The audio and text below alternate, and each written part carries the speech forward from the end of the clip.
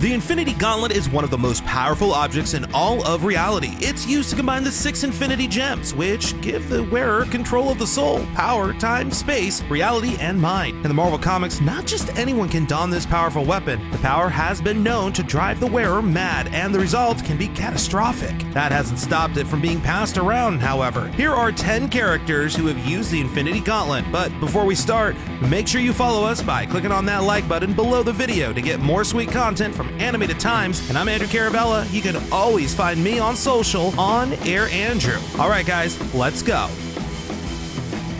First up, Adam Warlock.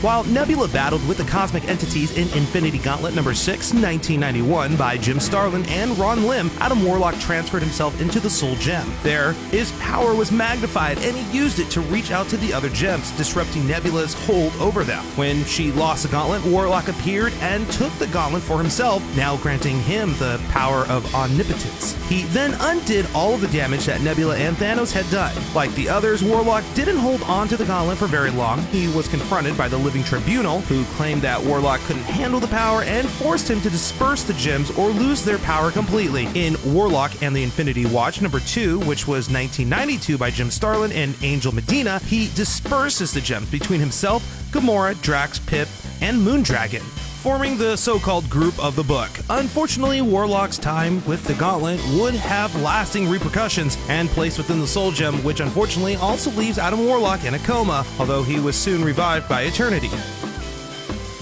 At number 9, Reed Richards. So, after the events of the Kree-Skrull War, Iron Man formed the Illuminati. The secret group consisted of himself, Reed Richards, Namor, Professor X, and Black Bolt, and their goal was to meet secretly and attempt to prevent major catastrophes before they could occur.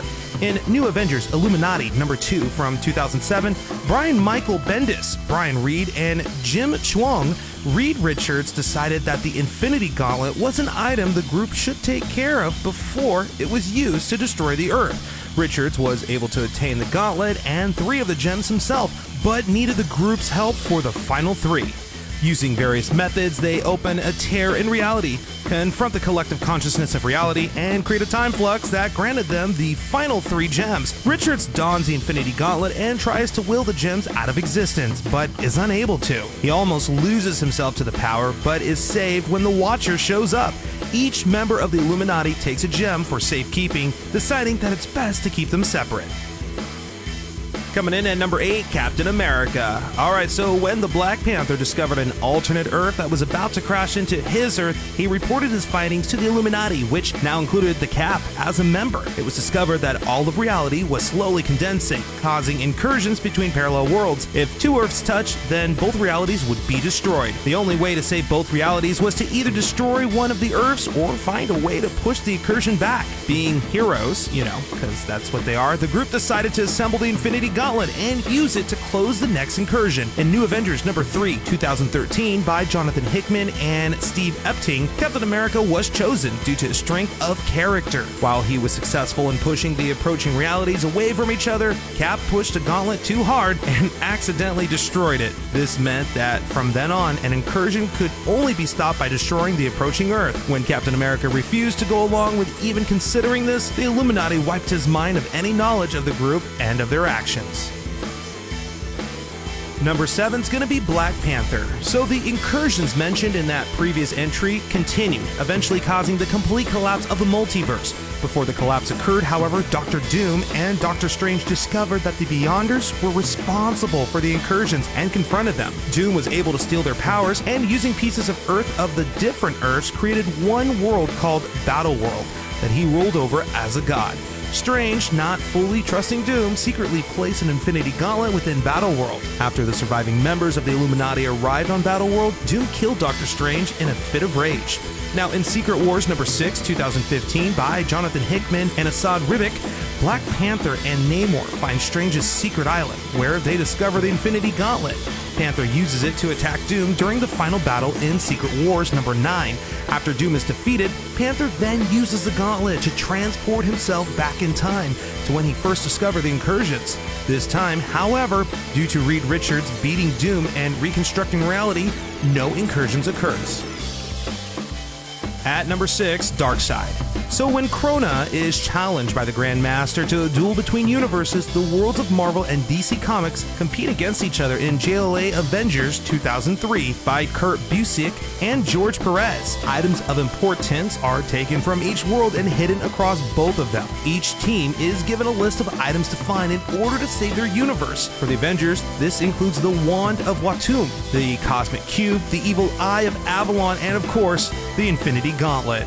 Now, the heroes are horrified to discover that the Infinity Gauntlet is on Apocalypse in the hands of Darkseid, the tyrannical ruler of the planet. Given that Darkseid wants to conquer the universe and is one of the most evil characters to ever exist, this seems like the worst possible outcome. Fortunately, it is discovered that the gems have no power in the DC universe, so the Gauntlet is essentially just a fancy glove on Apocalypse.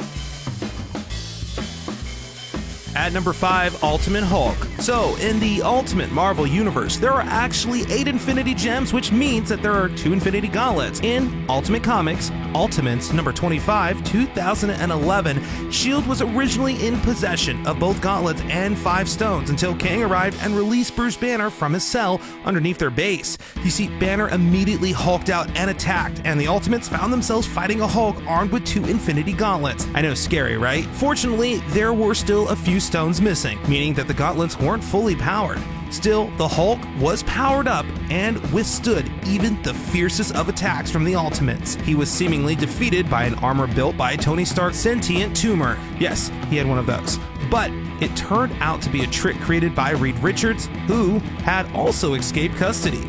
He brought along Quicksilver and Kang, and along with the Hulk, they made up the Dark Ultimates. Kang, however, is eventually revealed to be a future version of Sue Storm, and the Dark Ultimates fail in using the Infinity Gauntlets to remake reality. At number 4, SpiderMan.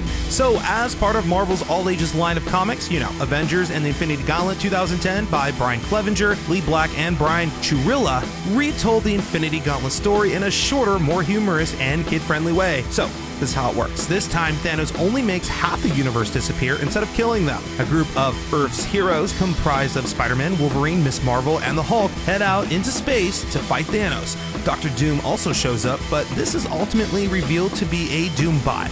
During the fight with Thanos, the heroes are easily knocked around by the omnipotent Madman.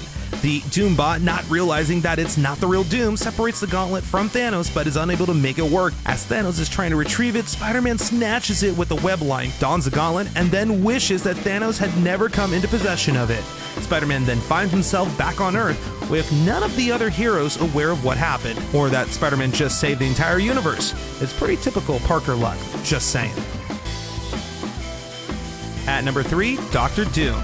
During a period when Dr. Doom was working with the Fantastic Four and the Future Foundation, Doom seemingly sacrifices his life to hold off a celestial attack for just enough time to allow all of the right reinforcements to show up and save the Earth. Doom disappears at the end of FF number 14, 2012 by Jonathan Hickman and Juan Babillo, but reappears in FF number 16, 2012 by Jonathan Hickman, Steve Epting, and Nick Dragata. With the Earth saved, Doom wakes up in the rubble of the headquarters of the International Council of Reed, a group of Reed Richards from multiple realities who don't have the same morality as the mainstream Reed Richards. Now, Doom discovers 2 Infinity Gauntlets from alternate realities and promptly puts them on.